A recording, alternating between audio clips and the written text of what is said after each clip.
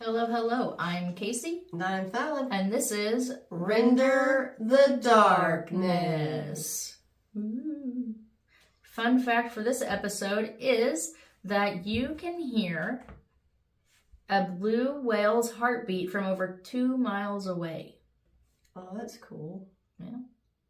I wonder if it's like dun dun dun dun, or if it's like dun dun dun dun.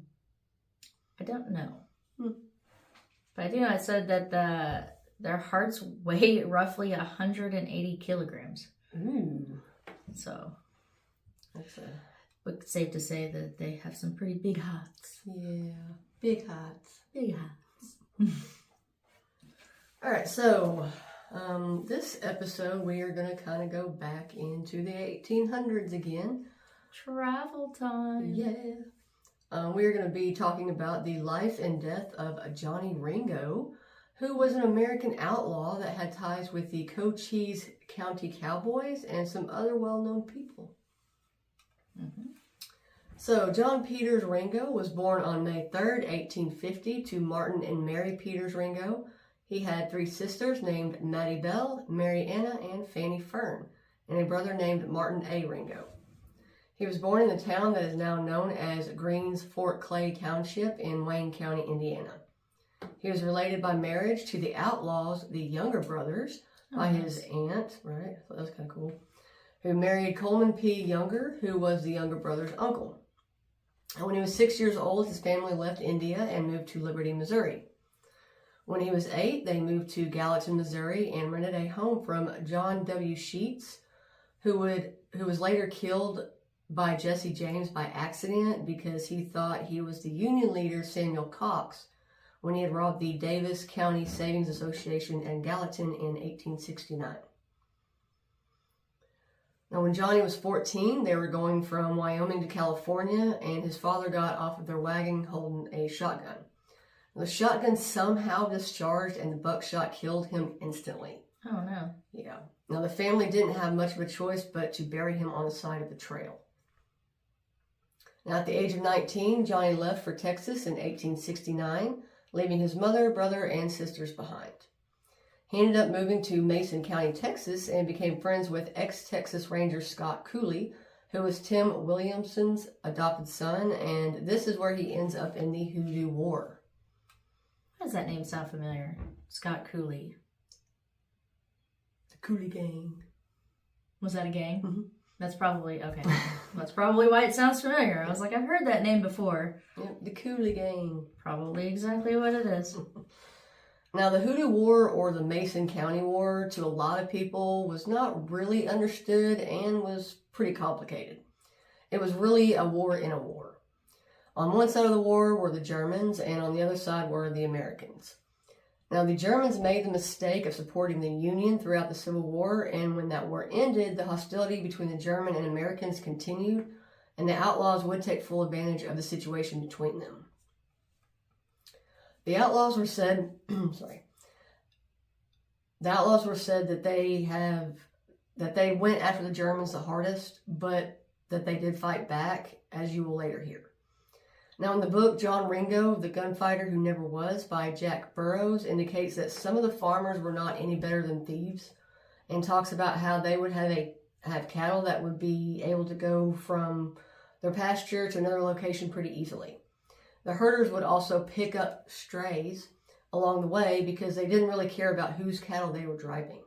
Uh-oh. Yeah. You can't do that. No. That's stealing. I don't care what time period you're in. Yep. Strays. There's been many people who have died from doing that. Yes. Especially in that time frame. You cannot steal other people's cattle. No. Now, the people elected Sheriff John Clark and Cattle Inspector Hoyster to help with the problem. They were both pretty honest men and were not afraid of the enemy's threats. However, they also didn't mind taking the law into their own hands. Mm-mm. The 2 men gathered 2 groups of people to look for potential cow thieves where they would have held the herds. Sorry, that's a tongue twister. One group went to James River and the other group went to Brady Creek. The group on James River had found stolen cattle, but the thieves had taken off. Now, the group on Brady Creek were able to catch the Buckus brothers and 8 of their companions getting ready to take a herd. 3 of the men were able to escape, but the others, including the brothers, were taken to jail. What part of Arizona is this? It's not in Arizona just yet. It's okay. Still in Texas? Yeah, it's... Okay. We're getting there. I thought they had moved by now. I'm sorry. Sorry. It's okay. I promise, it's in Arizona. I was just curious. I was like, are we still in Texas or are we in Arizona yet? We'll end up in Arizona at some point in time, I promise. Okay. February 18th, 1875, a large mob of people broke into the jail cell and pulled the 5 men out. Sheriff Clark asked Lieutenant Dan, couldn't help but chuckle. I'm sorry, I couldn't help but chuckle there. Lieutenant Dan. Lieutenant Dan W. Roberts, who was a Texas Ranger, to help with the mob. Sheriff Clark then threatened to open fire on all of them, but quickly decided not to and had surrendered. The mob was able to hang the Buckus brothers and shoot one of the other men, but the other 2 men were rescued after Sheriff Clark's feeble attempt to stop the mob. Now, Tom Gommel, who was in the mob, left after he said that Sheriff Clark and Worcester wanted to get rid of the men in the cell, but he didn't want any part of that plan. After he left, he became a supporter of the American side and felt that he was now a target after leaving the mob. Tom decided to get a group of people to surround him, and in March of 1875, they met with Sheriff Clark and 60 of his German men. After some uneasiness, they all decided that peace among them would be the best option. However, that didn't last very long. Can't we all just get along? I know, it'd be nice. Okay, so I know this is completely off topic and has nothing to do with your case at all. Okay. But do you think that that Worcester guy had anything to do with Worcestershire sauce? No. He did not invent it. Are I we sure? I could be wrong, but I'm going to say probably Was he the grandpappy of the person who invented it? Maybe. Oh. It's not a common name. Oh, yeah, I know. Because I don't know if it was like Worcester and then they added the Shire to be cool, or if that was the whole name. I'm just saying. Well, I think I may have mispronounced it as Hoister. Oh. Because I was like, where is she getting what? Well, the way you typed it, if you really wanted to be correct, but Horster. I'm not making fun of this person's name. I don't even know how the name is correctly spelled. I'm looking at how she put it in parentheses and broke it down on her paper. She doesn't even have the actual last name written down. So I'm not making fun of the name. I don't know what the actual spelling is. But the way she has it put in parentheses is literally whore-stir. That's it. I had it on there. I really did. I might have it on here somewhere else. Well, it's not right there, see. so I just want people to know I am not making fun of the last name. I don't even know how the last name is actually spelled. I just know how she has it broken down so she can pronounce it, which she's now claiming she did not pronounce correctly anyway. I think I did it too fast and it sounded like whoosh, that word. So this was all irrelevant to the case entirely, so I'm sorry. It's okay. It's okay. I blame her mispronunciation. My fast pronunciation. What were you saying? What were you saying? My fast talking. Ha. Okay. Horse. Oh, another censorship. That was, just so you know, anytime you see her do this, there's a finger behind that Yeah. she doesn't want you to see. Naughty finger. That's very visible, just so you know. Well, you can't see the finger. I mean, you know which one mean, I'm you talking about, but you can tell. Do that again? Oh.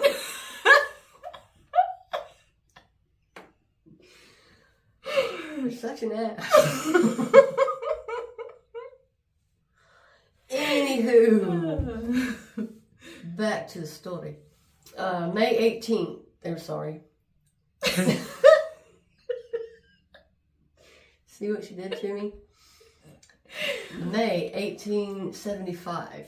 A very cherished and popular American man named Tim Williamson was arrested on an older charge for stealing a horse. Now, the deputy that arrested him, named John Worrell, purposefully took Tim close to a den that was home to very aggressive and dangerous men. And Tim was killed by Peter Batter, who was a German farmer. Now, the murder of this man is what brought Scott Cooley's gang and John Ringo to the war. The story about Scott and Tim goes like this. Scott was a child. His parents were murdered by an Indian tribe and was held captive. Tim was on a cattle drive to Kansas and found Scott and brought him back to Texas and raised him as his own. Now, because of what because of what Deputy Worrell had done. Wow. Oh my gosh. She just put because of what Deputy Worrell, and then like that's the end of that sentence. It's supposed to be because of what Deputy Worrell had done. Scott killed and scalped him, and the war was on once again. There's a lot of typos in this, and I don't know where you got the war, because that's not in there. It was supposed to be. That's what I'm saying. There's a lot of typos. It's supposed to be in there. We're going a little off script, in case you can't tell. Thank God, or you would not have a complete story. Yeah. So if I stop for a second, there's a typo, and I'm trying to figure out what was actually supposed to be there. She typed this, just so everyone knows that as well. Yes. She researched it, she studied it, she wrote it, she typed it. I'm blaming this for taking words out. Mm-hmm. Yeah. Mm-hmm. Yeah. That's what's happened. Okay, so let's see if I can compose myself and do this correctly. I don't think if you don't rub your beard again, it's not going to go right.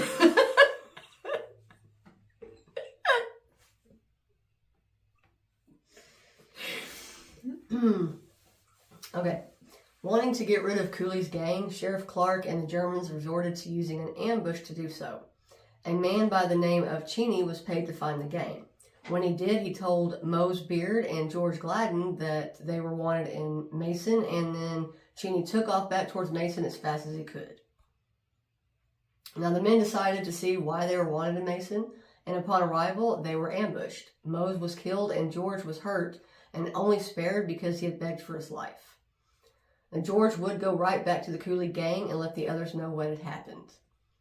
Now, what's said to have happened next is that John Ringo and one of his friends named Williams went to Cheney's house and asked him for some breakfast. The man had them come down to the porch to wash up, and while he was drying his face, the two men shot him and returned back to the rest of the gang. A year later, John Ringo and George Gladden were indicted for the murder of Cheney, but Williams wasn't named at all in the indictment. After the murder of Cheney, Ringo and Cooley were going after Peter, the one who had murdered Tim, and accidentally shot his brother Charlie. Oh. Yeah. They were thrown in jail for the crime, but were broken out by the gang. Ringo and Gladden were arrested on November 7th, 1876. Gladden had received 99 years, but it's not known how many years Ringo actually received. Now, Ringo went to Cochise County in Arizona with one of his friends named Joseph Graves Oley. See? We're in Arizona. We've made it to Arizona, people. Didn't get nothing off that. She's like, when is Arizona? And I say it. No, I was waiting for you to pronounce that name. What? I was going to let you finish your sentence, and then I was going to say, and now we're in Arizona. Sure. I was trying to be nice. I know, you're not used to it, but I did have a mouth. It's probably why you didn't notice. Yeah. I was waiting for something, but... It was coming. I was just waiting for you to finish that sentence. Oh, okay. Now where are you going to pick up? You stopped in the middle of a sentence. Now where are you going to pick up? Okay. See why I was going to wait till you were done with the sentence? No. Okay, so we're going to start with the sentence all over again. We're going to travel to Arizona for this sentence. Yes. Woohoo, we're finally in Arizona. That is the state for this case, just so y'all know. It ain't Texas.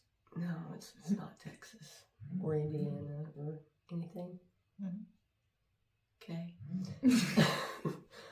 Ringo went to Cochise County in Arizona with one of his friends named Joseph Graves Olney, or Joe Hill, in 1879. On December 14th, 1879, Ringo was first seen in Arizona when he tried to murder Lewis Hancock. Now, the reason he tried to murder the man was because Ringo had offered him a shot of whiskey, but Hancock declined the offer, saying that he only drank beer. Now, with Ringo being really drunk, this made him pretty mad, so he shot him. But he did survive. That is ridiculous. Yeah, back in the day, I guess you just That say is anything. ridiculous. Upset people. You'd think he'd be happy he didn't want to drink his whiskey, because then that's more whiskey for him. Yeah, and the whiskey was probably more expensive, too, so... I don't know. I was assuming whiskey would probably be more expensive than beer, but... I don't know. I don't know. Probably. I guess it would depend on what kind of whiskey you got. You'd have to think that they had different levels of whiskey back then like they do now. You know, like top shelf, middle shelf, rock gut. Is that what that's called? Yeah, the very bottom one. Yeah, rock gut. Yeah. Now, on January 17th, 1882, in Tombstone, Ringo got into an argument with someone that a lot of you may recognize. He goes by the name of Doc Holliday. Doc Holliday. Yeah. Aww. And it looked like they were going to have a gunfight, but before the fight could happen, they were arrested for carrying guns in town and were both given a fine. Now, the judge noticed some outstanding charges against Ringo for a robbery in Galesville, and Ringo was arrested again and sent to jail on January 20th and spent the weekend there. Now, during his time in Tombstone, Virgil Earp was ambushed and ended up being disabled for life on December 28th, 1881. And Morgan Earp was murdered while he was playing pool in a saloon on March 18th, 1882. Now, because Ringo was there during all of this, the Earps thought that he had something to do with it. Now, Wyatt Earp and his crew murdered Frank Stilwell because he was believed to be one of the men responsible for Morgan's death. After that, they went searching for the rest of the men they held responsible as well. The county sheriff, Johnny Bayham, was given warrants for the rest of Earp and for Holliday. The sheriff then deputized 20 men, one being Ringo, others being friends of Stilwell and the Cochise County Cowboys.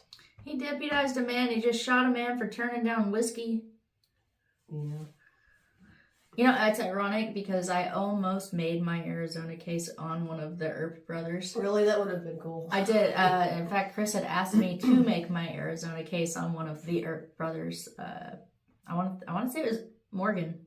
Morgan? I think was the one I was going to do a case on for Arizona. And I didn't. And I'm kind of glad that I didn't now because then it would have maybe overlapped yours somehow.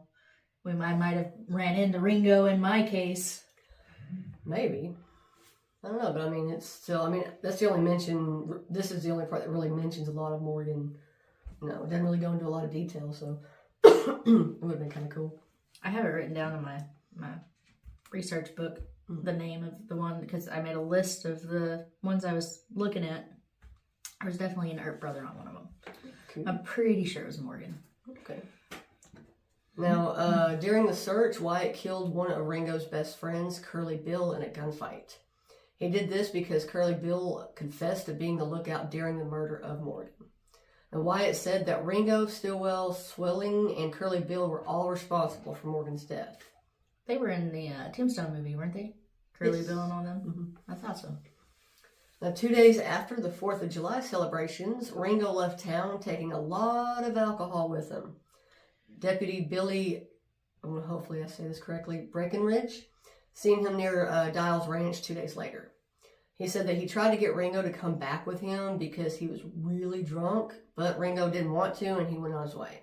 At 3 p.m. on July 13th, some cattlemen were working and they heard a gunshot. On July 14th, James Yost was carrying wood when he come across Ringo's body. He was sitting on a large flat rock in the middle of some blackjack trees, and his body had been turned black because of how hot it was out. Now, the coroner's report said that there was a bullet hole in the right side of his head and that there was an exit wound on the back of his head. The shot was at a 45-degree angle between his right eye and ear. They also said that he still had the gun in his hand. And the report also said that there was a cut at the base of his scalp, like someone had tried to remove it, but it was ultimately ruled a death at the age of 32. I don't know about that. Now, Ringo's body was buried where he was found on East Turkey Creek Road in Pierce, Arizona, and is on private property. There's a gate for people to be able to see his grave, and at the site there's a historical plaque, a rock pile, and a small white headstone, and is located in front of a pond. The picture's kind of crazy. Now, there are theories out there to this day that say Ringo didn't do it. One theory is that Wyatt Earp and Doc Holliday went back to Arizona and seen Ringo at Turkey Creek. Ringo tried to run, but Wyatt shot him. Another theory is that Ringo challenged Wyatt to a gunfight and Holliday took his place instead and killed Ringo during the gunfight. Another theory is that Michael O'Rourke had murdered Ringo because he owed Wyatt money and that Ringo had led a mob that was going after him. They say that he went back to Arizona, found Ringo, and murdered him. Now, some people don't really believe this one or the Holiday one is correct because they don't really think that the men would have gone back to Arizona because they had murder charges against them there. So it'd be kind of like they may risky. Not, yeah. But then again, Doc Holliday was known for being risky. That's true. That is very true. And, you know, the Earp brothers were also very well known for being very close and very protective of each other. You know, and I think if he had if Doc Holliday had the guard of Wyatt Earp, he may have very well been able to sneak in and out of Arizona without... Yeah, he may have been. Maybe. I don't know. Now, there's also a man who claimed while he was in jail that he was the one who murdered Ringo. But people think that it's more likely a confession to get fame from. Now, some people do think that Ringo was the one that done it to himself. But the strange thing is that while I was looking at the research, like all the things I looked at, no one really talked about the cut to his scalp and how it may have happened. Because, I mean, you know, if they think that he done it to himself, why would there be a cut at the base of his scalp? Well, it may... And I don't know that this is true, but, you know, back then, their bullets were made out of completely different powders than they are now. So it may be possible that if he got shot in the right side of his head or whatever, there may have been, like, the bullet may have kind of exploded and it may have severed, like the bullet shrapnel may have severed a piece of his scalp. You see, I wonder also... I don't know that that's true. I don't know anything about guns, but I do know that they did use different powder mixes back then. So, and you know, I know bullets nowadays with what they use now can blow up like that. Yeah. When being fired, if there's too much pressure in the gun or whatever. Yeah. And they can shatter. You know, see, what I'm thinking too is like whenever I was looking at, whenever they're saying the base of the scalp, are they talking about here? Or are they talking, you know, like here or like... I don't know. I know, me personally, as soon as you, like, as you were reading it, before you started going into theories, the very first thing that I envisioned being a possibility was maybe him sitting at the creek drinking, and then he was approached by somebody from the front and maybe challenged by somebody from the front, and then somebody came out from the side and shot him. Possibly, And then he fell on the rock with the gun still in his hand because he thought he was getting ready. Because back then, when they did like a duel or whatever, they were facing each other. Yeah. It would have been nearly impossible for two people facing each other for one of them to shoot him in the side of his head. Right. That would have been nearly impossible for that to happen.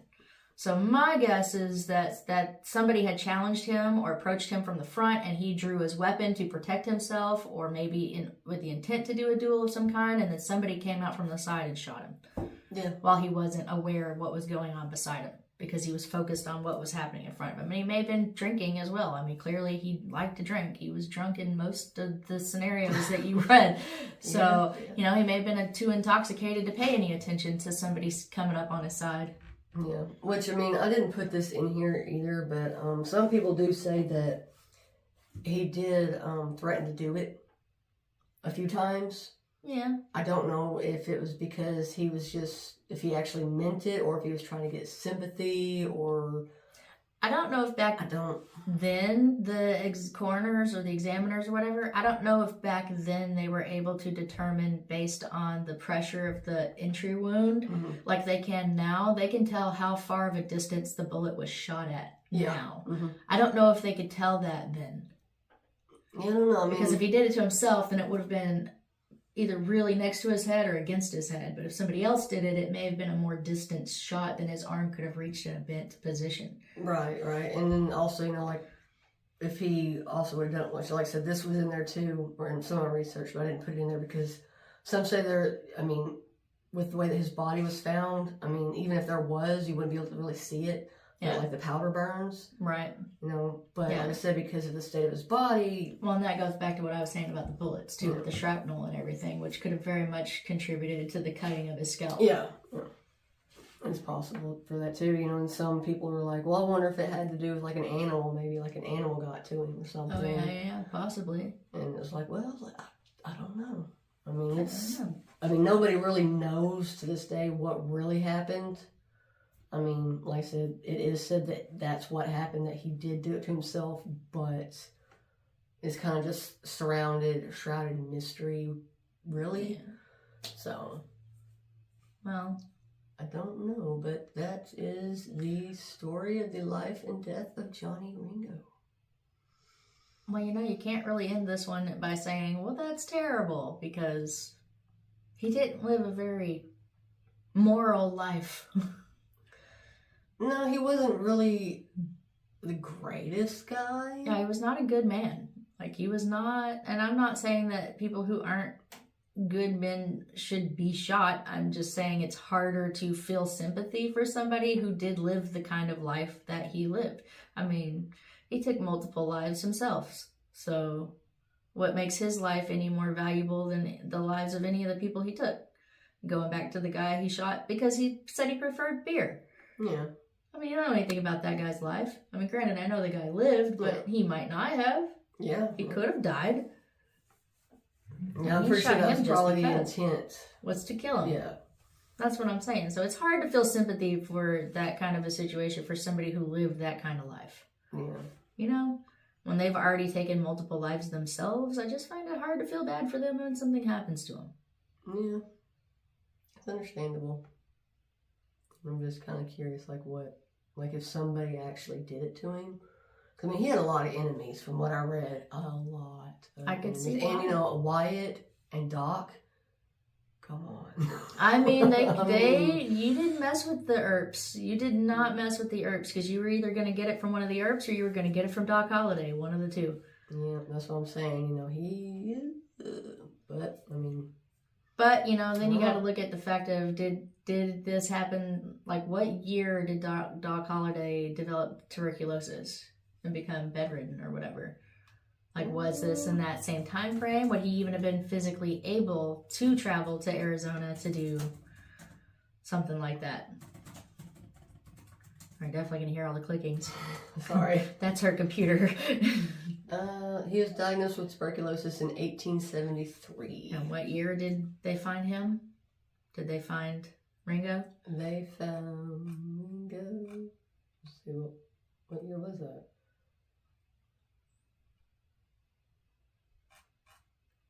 Doesn't seem as though you put it. 1882 right there. So it had to be after 82. Right? And what year did you just say Doc Holliday developed tuberculosis? Let's see. He 83? developed it in 1873. 73. So this was like 10 years later.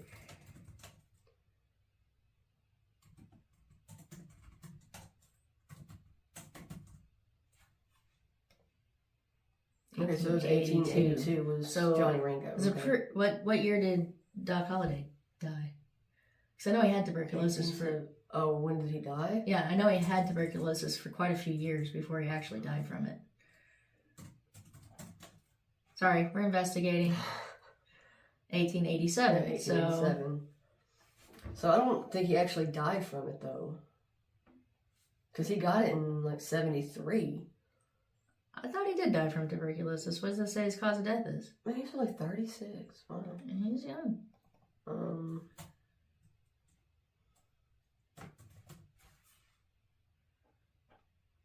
We're just going to keep investigating this case. You guys, I hope you don't mind. Stay with us. Okay, so... Tuberculosis. I knew he died so of he had it for tuberculosis. that? I didn't think that I a knew lot of it. people had it for that year. I knew it. That long. I mean, not that I'm glad that he died. I'm just saying that I was accurate about how he died. I knew I had looked that up before.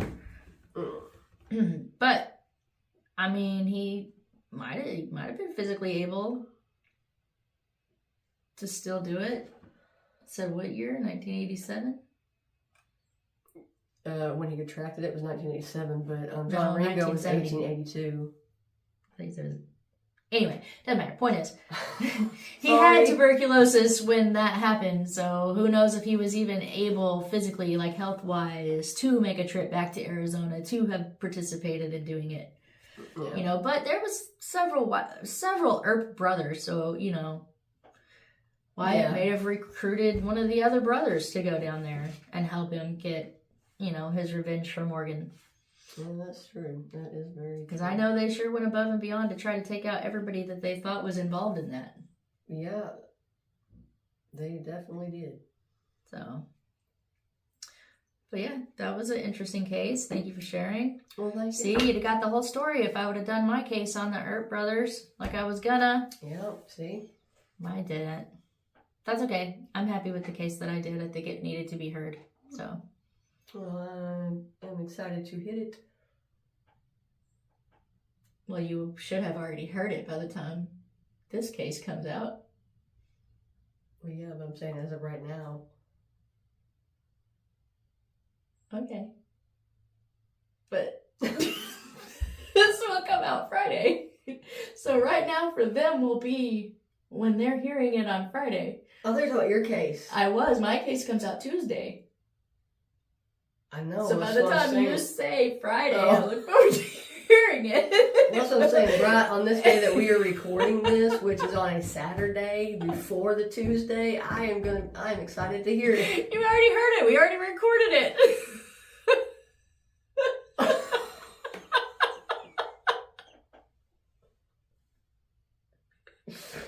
Oh yeah. We recorded it yesterday. I wasn't feeling good yesterday. Oh wow. Okay. Sorry, that made this video like really long. Sorry about that. It's okay. So just so you guys know, we usually pre-record these so we have plenty of time to edit them. Not that it looks like we do much editing, but I swear we do.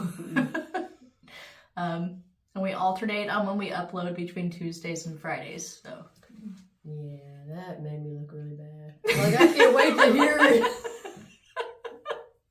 You heard it yesterday, you fool.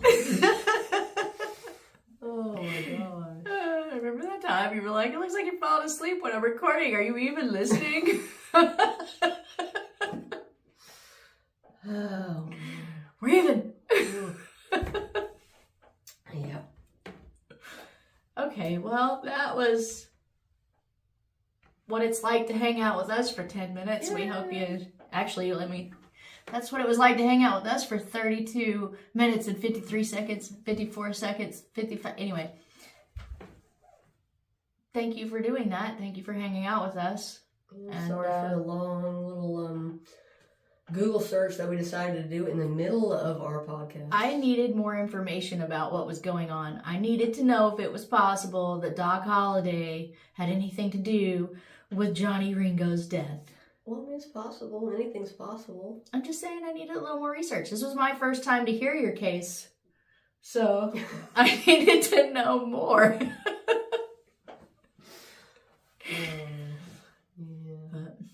Anyway, thank you guys so much.